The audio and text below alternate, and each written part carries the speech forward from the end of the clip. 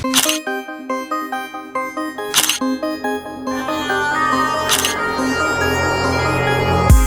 এই ভিডিওতে আমি আপনাদেরকে শিখাবো আপনারা আপনাদের যে কোনো normal photo 2K 4K 8K and 16K পর্যন্ত কিভাবে ইনহ্যান্স করবেন। আসসালামু আলাইকুম গাইস, কি অবস্থা সবার, কেমন আছেন আপনারা সবাই? আই হোপ আপনারা সবাই অনেক বেশি ভালো আছেন এবং আল্লাহর রহমতে আমি অনেক ভালো আছি।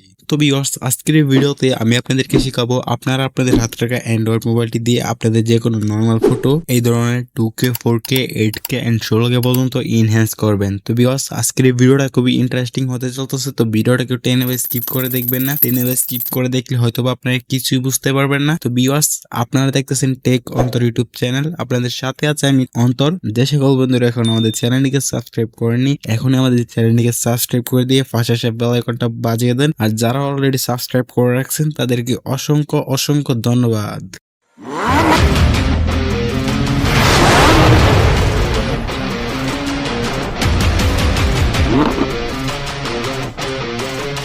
তো ওয়েলকাম ব্যাক গাইস, আমরা চলে আসলাম মোবাইল স্ক্রিনে আসার পর আমরা এই ধরনের 8K ফটো এডিট করার জন্য সিম্পলি আমরা চলে যাব গুগল ক্রোম ব্রাউজারে। এন্ড গুগল ক্রোম ব্রাউজারে যাওয়ার পর এখান থেকে সার্চ বারে গিয়ে লিখবো লিওনো এআই। তো লিওনো এআই লিখে সার্চ করার পরে কিন্তু আমাদের সামনে এই ওয়েবসাইটটি চলে আসবে। আমরা ওয়েবসাইটটিতে ক্লিক করে ওয়েবসাইটটিতে ভিজিট করব, দেন একটু লোডিং হবে, দেখতে পারতেছেন। তো আমরা ওয়েবসাইটটিতে ক্লিক করার পর এরকম একটা ইন্টারফেস শো হবে। তো আমরা এখান থেকে গেট স্টার্ট একটা ক্লিক করব। দেন আপনারা যদি প্রথমবার এই ওয়েবসাইটটিতে ভিজিট করেন, আপনারা আপনাদের জিমেল অ্যাকাউন্টটা দিয়ে এখানটাতে সাইন আপ করে নেবেন। সাইন আপ করার পরে গেট স্টার্ট একটা ক্লিক করবেন। দেন গেট স্টার্টে ক্লিক করার পরে একটু লোড হবে বা একটু লোডিং হবে। লোডিং হওয়ার পরে এই ধরনের একটা ইন্টারফেস শো হবে। তো আমরা উপরে অনেকগুলো টুলস বা অপশন দেখতে পারতেছি। দেন আমরা এখান থেকে দেখতে পারবো আপ স্কেলার। তো আপ স্কেলার একটা ক্লিক করব। দেন আমাদের সামনে কিন্তু এরকম একটা ইন্টারফেস শো হবে।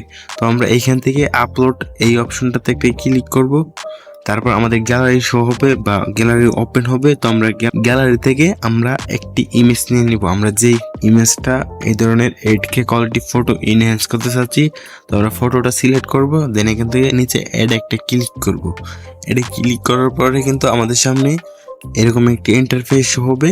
তো আমরা এখান থেকে নিচে চলে যাব। নিচে চলে আসার পরে এখানটাতে এইটাকে আমরা উপরেরটাকে 100% করে দেবো, 10% করে দেবো। 10% আছে এটা, তো আমরা এটাকে একটু কমিয়ে এখান থেকে 1.75% করে দিবে। 75% করে দেওয়ার পরে এখান থেকে উপরে তো আমরা আপ স্কেল একটা ক্লিক করব।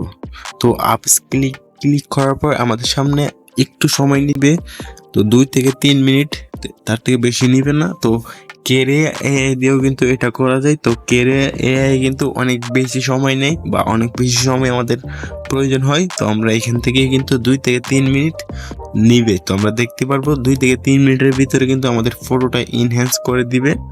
তো আমরা এখানে একটু ওয়েট করব। তো গাইস, দেখতে পারতেছেন একটু ওয়েট করার পরে কিন্তু আমাদের ফটোটা ইনহ্যান্স হয়ে চলে আসছে। তো আমরা ফটোটাতে ক্লিক করব। দেন এখান থেকে উপরে এইখানটাতে সাইডে দেখতে পাচ্ছেন ডান পাশে উপরে 3টা ডট বা 3 ডট। তো আমরা 3 ডটে ক্লিক করবো। দেন আমাদের এরকম একটি পেজে নিয়ে আসবে।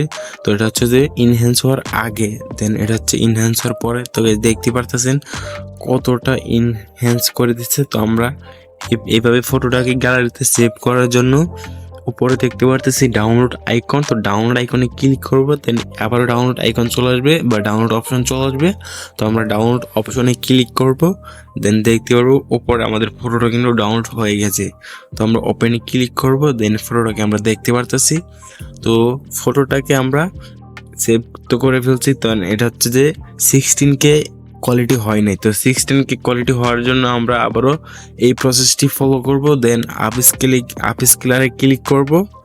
আপ স্কেলারে ক্লিক করে আবার এই প্লাস অপশন থেকে আমরা এই ফটোটা আবার সিলেক্ট করে এখানটাতে যে প্রসেসে আমি এইভাবে ফটোটা ইনহ্যান্স করেছি, তো আপনারা এইভাবে বারবার করবেন, 2 থেকে 3 বার করবেন। 2 থেকে 3 বার করার পরে কিন্তু এরকম 16K ফটো আপনারা এডিট করতে পারবেন খুব সহজেই। তো ভিউয়ার্স, আজকের ভিডিওটা এই পর্যন্তই ছিল। তো ভিডিওটা কেমন হয়েছে কমেন্টে জানাতে ভুলবেন না। তো দেখা হচ্ছে এরকমই নতুন ভিডিওতে। তখন অবশ্যই ভালো থাকবেন, সুস্থ থাকবেন। আল্লাহ হাফেজ।